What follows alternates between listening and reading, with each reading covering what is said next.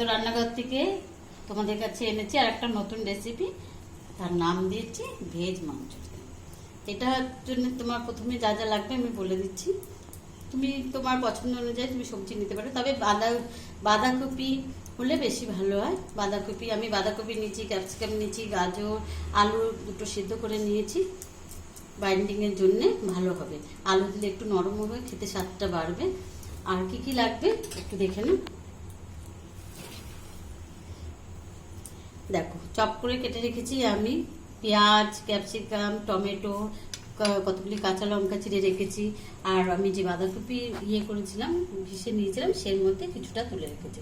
আর রয়েছে চিনি, এটা সামান্য ময়দা নিয়েছি বাইন্ডিংয়ের জন্যে। আর এটা হচ্ছে রসুন আর আদার পেস্ট করে নিয়েছি। তুমি অপশনাল হিসাবে আমি এটাও নিতে পারো, জিঞ্জার গার্লিক পেস্ট নিতে পারো, তবে ঘরে যে পেস্ট করে নেওয়া ওটা বেশি স্বাদ হবে, এটা অতটা ভালো লাগে না, তাই আমি তোমরা এটাও ব্যবহার করতে পারো, কোনো ব্যাপার না। আর একটু হলুদ, একটু নুন, আর একটু খাবার বেকিং সোডা। আর নিয়েছি মাঞ্চুরিয়ান ভাজার জন্য তেল, সাদা তেল, একটু বাইন্ডিংয়ের জন্য কর্নফ্লাওয়ার। আর সব থেকে বেশি ইম্পর্টেন্ট যেটা হচ্ছে তোমার, এটা হচ্ছে ব্রেডের যে চারপাশে থাকে, সেটা আমি টুকরো টুকরো করে কেটে রেখে দিয়েছি। ওটা আমি মাঞ্চুরিয়ানের সঙ্গে মাখবো, যেরকম মাখবো আমি তোমাদের দেখাবো। মেখে নেবো আগে, প্রথম আলুটাকে ভালো করে মেখে নেব, ভালো করে মচিয়ে নিচ্ছি। এবার এর মধ্যে একটা একটা করে আমি সব জিনিস দিয়ে দিচ্ছি। ব্রেডের যে টুকরোগুলি করে রেখেছি এটা অবশ্যই দেবো, দিলে মাঞ্চুরিয়ানটা সফট হবে, একদম সফট। এই যে ব্রেডের টুকরোটা দেখলে, একটা আমি নতুন সুইট ডিশ বানিয়েছি আমার চ্যানেলে একান্ত রান্নাঘরে, সেটার থেকে যেটা বেঁচেছে সেটা ওয়েস্টেজ করলাম না, ওইটা আমি আর একটা রেসিপির মধ্যে ঢুকিয়ে দিলাম। যদি তুমি ওটা দেখতে চাও তাহলে অবশ্যই তুমি একান্ত রান্নাঘর চ্যানেলটা খুলে দেখবে, আর দেখলে তোমার ওটা ডিশটাও তোমার পছন্দ হবে, দেখবে। ঠিক আছে, এবার একটা করে বেডটা দিয়ে নিলাম, ভালো করে এইসব সামগ্রীগুলি কেটে রেখেছি দেখালাম তোমাদের, তাদের মধ্যে থেকে আমি দেখাচ্ছি। এই প্রথমে আমি অবশ্যই সবার আগে আমি নুনটা দিচ্ছি, কারণ এটা দিতে ভুলে গেলে তুমি যতই ভালো করে রান্না করো কোনো স্বাদ আসবে না, তাই নুনটা আমার অবশ্যই রান্নার মিষ্টির জন্য দরকার। যে স্বাদ অনুসারে তুমি দেবে, নুনটা আন্দাজ পরিমাণ দেবে। এরপরে দিয়ে দিচ্ছি একটু হলুদটা হচ্ছে অপশনাল, তুমি দিতেও পারো নাও দিতে পারো, তবে আমি দিই। একটু চিনি দিলাম। আর এটা হচ্ছে তোমার আর একটু বেশি ভালো বাইন্ডিংয়ের জন্য একটুখানি ময়দা আমি দিয়ে দিলাম। আর এই দেখো জিঞ্জার গার্লিক পেস্টটা সব একটা একটা করে আমি মিলিয়ে দিলাম। এবার আমি এটাকে সাইড করে রাখছি, আর এটাকে আমি ভালো করে মেখে নিচ্ছি। এবারে আমি একটু দিচ্ছি, দেখো কর্নফ্লাওয়ার, এটা হচ্ছে তোমার মুচমুচে হওয়ার জন্য কর্নফ্লাওয়ারটা। এই কর্নস্টার্চটা দিলে কি হয়, বেশি দেবেন, হালকা করে, ওটা আমার লাগবে আবার পরে যখন আমি গ্রেভি বানাবো, তখন আমার ভালো পরিমাণে চাট মশলা দিয়ে দেবো। চাট মশলা সামান্য পরিমাণে চাট মশলা, তাতে এটা তুমি দিতেও পারো নাও দিতে পারো, কিন্তু দিলে স্বাদটা ভালো আসবে, টক টক লাগবে, ভালো লাগবে। আর এই দেখো জোয়ান, একটু জোয়ান রেখেছি, বর্ষাকাল বলে আমি জোয়ানটা দিচ্ছি বিশেষ করে, কারণ এই সময় সবারই একটু পেটের গন্ডগোল হয়, তা জোয়ান দিলে সেটার ভয় থাকবে না, তাই আমি একটু জোয়ান দিলাম। এরপরে আমি দিচ্ছি একটু বেকিং সোডা। এবার সবগুলি, আর এবার বেকিং সোডাটা দিয়ে আগে প্রথম আমি ভালো করে, এবার বলগুলি বানানোর জন্য আমি গ্যাসটাকে জ্বালিয়ে ফ্রাই প্যানের মধ্যে, ফ্রাই প্যানটা একটুখানি শুকিয়ে যাবে, তারপরে আমি এর মধ্যে তেল ঢালবো, সাদা রিফাইন তেল।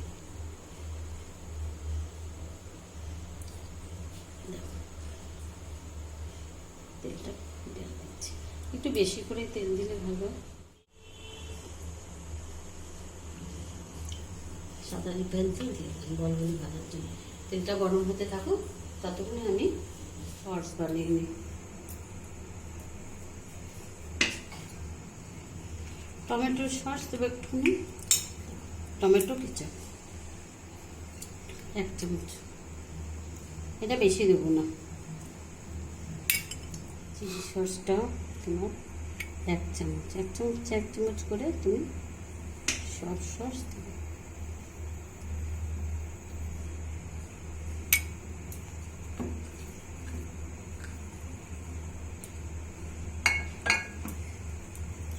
আর এরকম সোয়া সস, আমি সোয়া সসটা একটু বেশি পরিমাণে দেবো।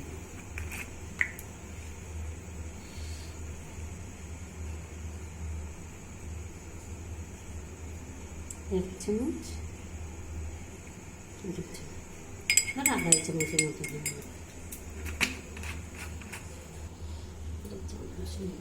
সোয়া সসের মধ্যে এবার আমি একটু চিনি দিয়ে দিচ্ছি।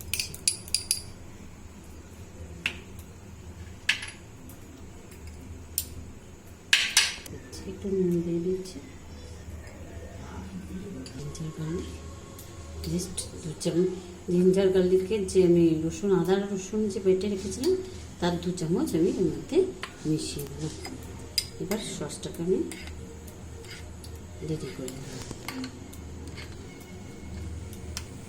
আর এই যে দেখছো কর্নফ্লাওয়ারটা, এটাকে আমি গুলে রেডি রাখবো ঠান্ডা জলে, কারণ এটা গরম জলে পড়লে এটা। এবার এটাকে আমি একটা একটা করে বল বানাবো।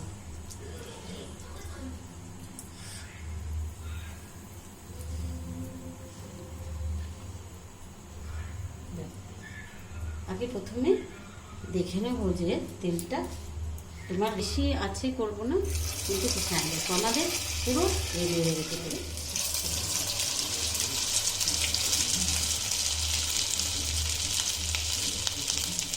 তুমি বড় ছোট যেমন তোমার মনে ঠিক তেমনি সাইজ করতে দিলে আস্তে আস্তে তখন সিম করতে, তবে গ্যাসটাকে সিম করে দেবে।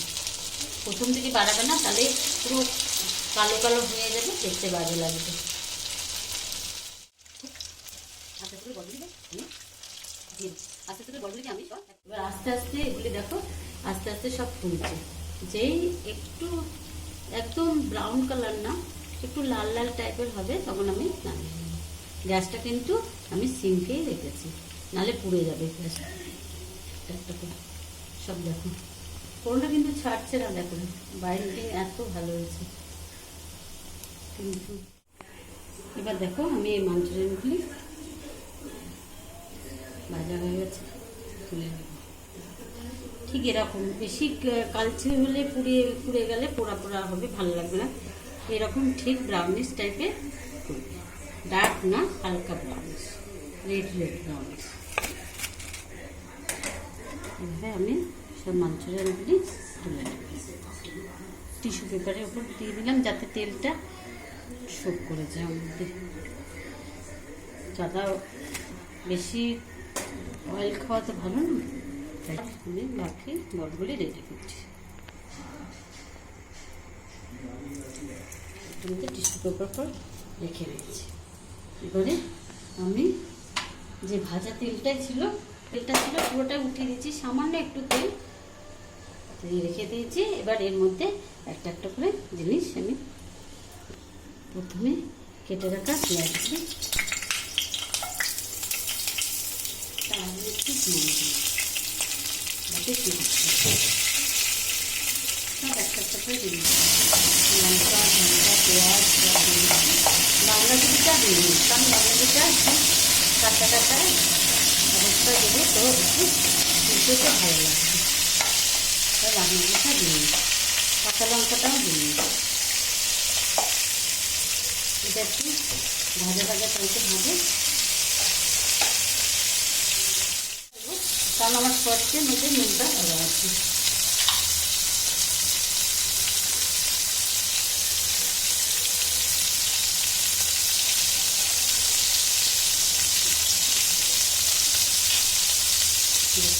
এই জোয়ানটা রেখেছিলাম, বাকি জোয়ানটা আমি হাতে এরমভাবে ঘুরিয়ে হাতে তুললে ভালো লাগবে, একটা আলাদা স্বাদ লাগবে।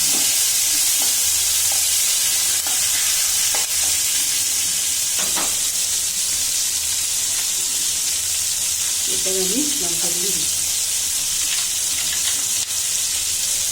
লঙ্কা বাঁধাকপি সব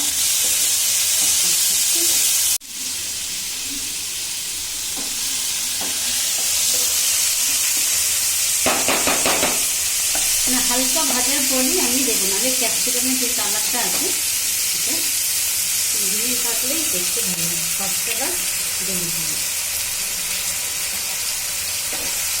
সসটা আমি একটু কিন্তু আমি সোয়া সসটা বেশি দিয়েছি, কারণ মাঞ্চুরিয়ানে সসটার মধ্যে সোয়া সসটা একটু বেশি দিলে দেখতেও ভালো লাগবে, খেতেও ভালো লাগে। সেগুলো আমি সোয়া সসটা 5 মিনিটের জন্য এটা হতে থাকুক। 5 মিনিটের জন্য একটু কসুরি মেথি খেয়েছি আমি কড়াইতে চাটুতে টেনে নিচ্ছি, কারণ এর গন্ধটা ফ্লেভারটা খুব ভালো আসবে।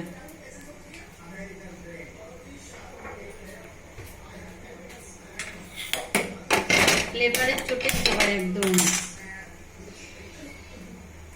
খাওয়ার জন্যে দেখে নেবো হয়ে এসছে। এবার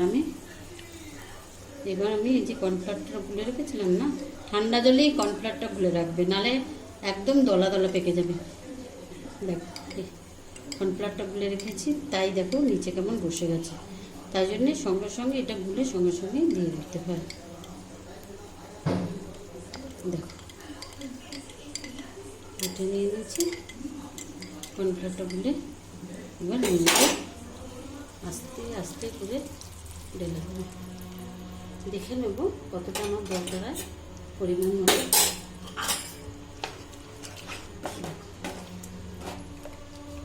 গাঢ় হয়ে গেছে দেখছি,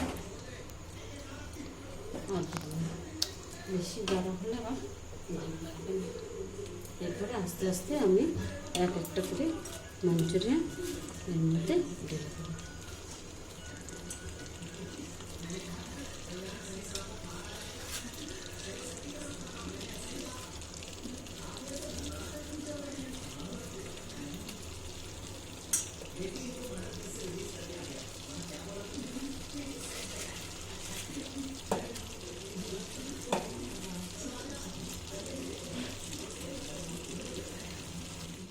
দিয়ে দিচ্ছি, বেশি গাঢ় হলে আবার ভালো না।